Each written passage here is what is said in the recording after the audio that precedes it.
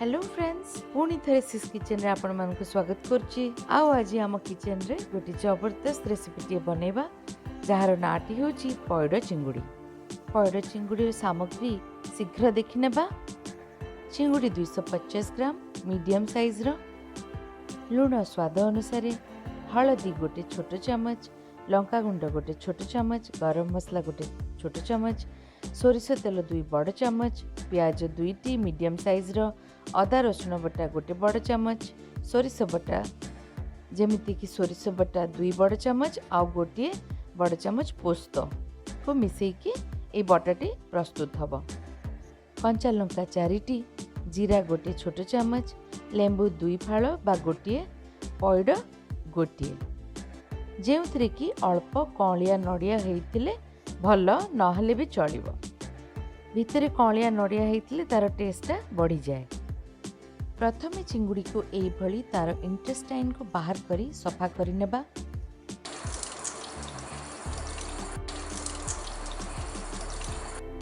एबे हलदी और लूण मिसेइबा, कटा प्याज मिसेइ नेबा, लेंबू 2 फाड़ चिपुड़ी की मिसेइ देबा।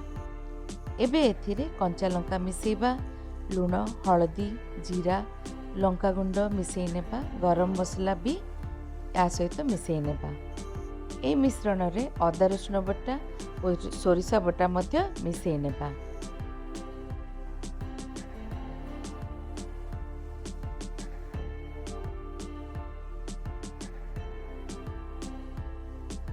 याको किछि समय गोलेकी ढांकी देबा।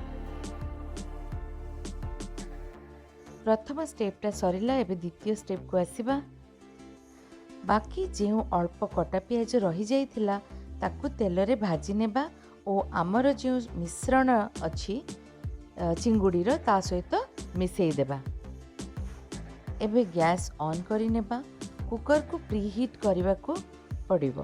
कुकर रे गोटे कप लूण पकेइबा, जेउथिरे नड़िया को आमे बेक करबा। लूण जदि आम पाखरे किछि पुराना लूण भी अछि ताकू आमे यूज करि परिबा। एठी आमे सेया करिछु, तेनु आमे गोटे कंटेनर यूज करबा प्रेशर कुकर ऊपर से पयडटा को ढांकी होला परी। कुकर टी प्रीहीट हेबा समय रे आमे पयड को एही भली भाबरे काटी नेबा। पयडर पानी टी को बाहर करी रखिथिबा।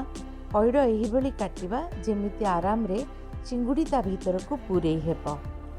एबे जेउ चिंगुड़ी रो मिश्रण आमे प्रस्तुत करथिलु ताकू गोटे गोटे करी पयड भितरे पुराइबा आरंभ करिबा।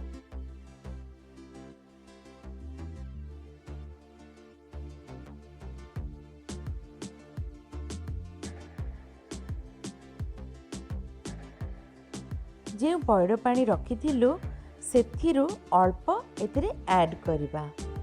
पूरा पयडर मुह जाए भरी देबानी, अल्प जगह खाली रखिबा।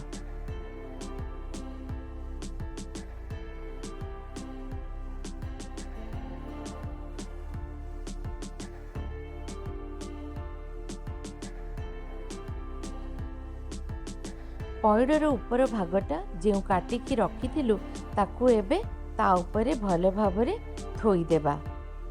एवं अटा चकटा किछि बनै की रखिया को पड़िबो, जोटा कि एबे ए कभरटा जो आमे देलु ता ऊपरे बंद करिया पई एई भली बंद करा जिवो। तेबे कोन हबो ता भितरु कोनोसी भाप बाहर को आसीबो नाही, आउ चिंगुड़ी भल भाबरे ता भितरे रंधा होई पारिबो। एबे कुकर रे स्टैंड टी रखिबा एवं ता ऊपरे पयडटी को रखि नेबा। बहुत सावधान रे करिबा।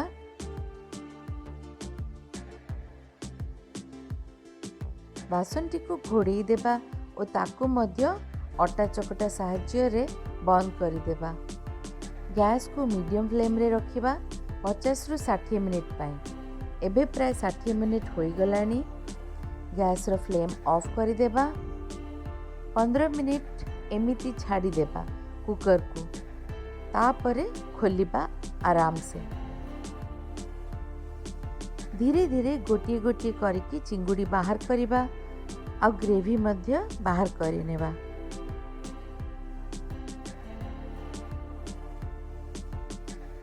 वाह कि सुंदर देखा ता रंग और तरकारीटी टेस्टी मध्य। वाओ, एते सहज एई पइड चिंगुड़ी बनेबा। आपण माने तेबे घरे निश्चय बनातु, आराम रे बनेबे और घरे ताको एंजॉय करंतु। आजिर रेसिपी एई पइड चिंगुड़ी जदि आपनको भलो लागिला लाइक बटन टिको प्रेस करबा भूलिबे नाही।